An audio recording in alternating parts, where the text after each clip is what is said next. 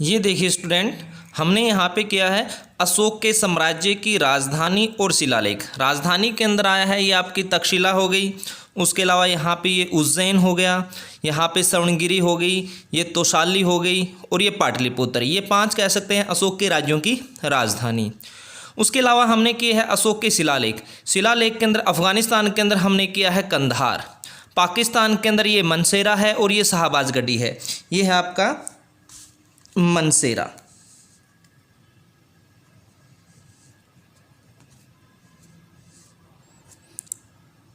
मनसेरा हो गया और ये है शाहबाजगढ़ी।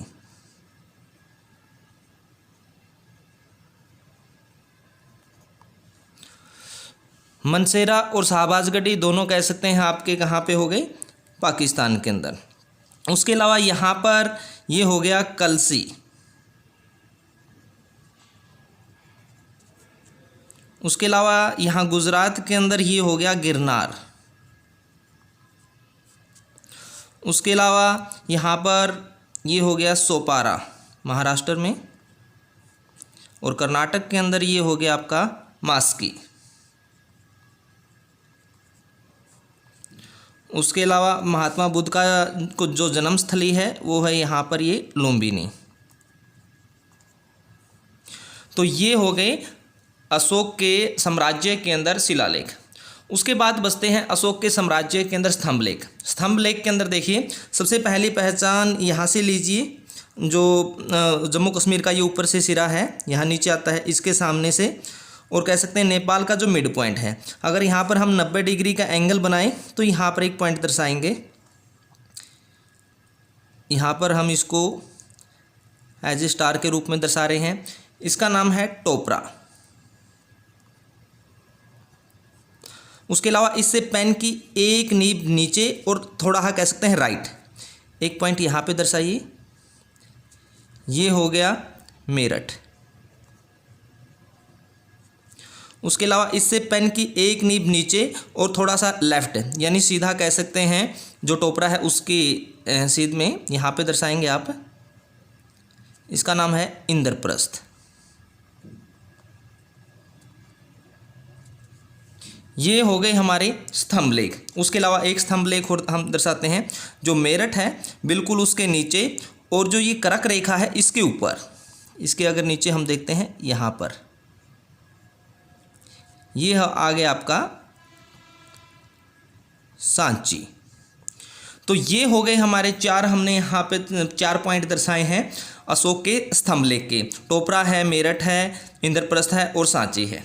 इसके अलावा कुछ अन्य केंद्र है, जैसे यहाँ पर इस चोटी के ऊपर यहाँ पे एक पॉइंट दर्शाते हैं हम, इसका नाम है काबुल। उसके अलावा और पॉइंट दर्शा सकते हैं हम यहाँ पर, इससे कह सकते हैं पेन की 1.5 नीब नीचे हैरात।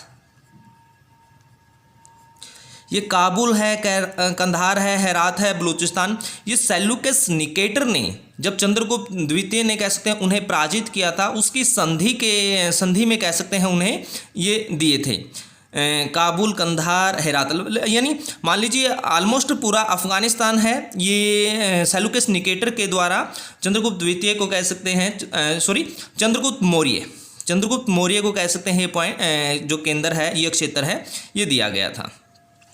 उसके अलावा अन्य केंद्र के अंदर हम यहाँ पे दर्शा सकते हैं, ये जो पॉइंट है इसके बिल्कुल जस्ट ऊपर ताम्रलिप्ति,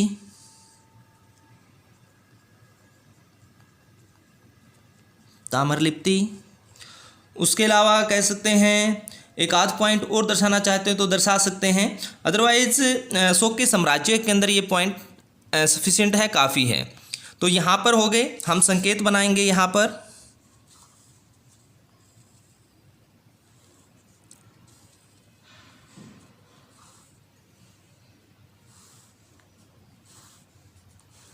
सबसे पहले तो पेंसिल के साथ आप पूरा ये साम्राज्य है इसको कवर डार्क करेंगे, जहाँ जहाँ पर कह सकते हैं अशोक का साम्राज्य है।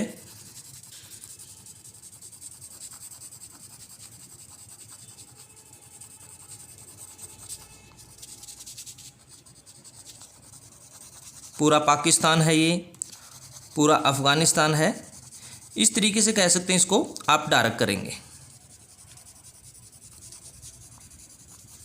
तो संकेत के अंदर भी यहाँ पे आप दर्शाएंगे, पहला जो पॉइंट रहेगा ये अशोक का साम्राज्य,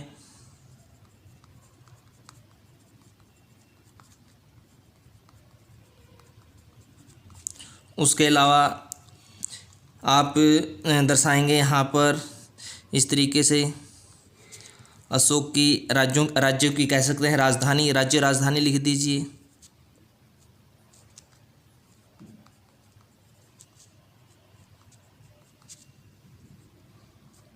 उसके अलावा आप लिख सकते हैं, यहाँ पर हमने दर्शाए थे इसमें शिलालेख,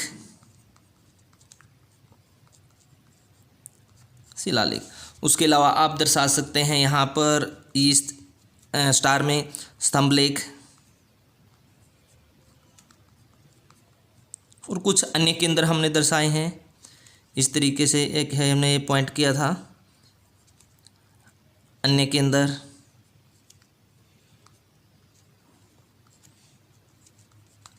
संकेत हो गया। ब्लैक पेन के साथ आप यहाँ पे नेपाल लिखेंगे, यहाँ पे भूटान लिखेंगे, यहाँ पे बांग्लादेश लिखेंगे, यहाँ पे म्यांमार लिखेंगे, इसको बर्मा भी कहा जाता है।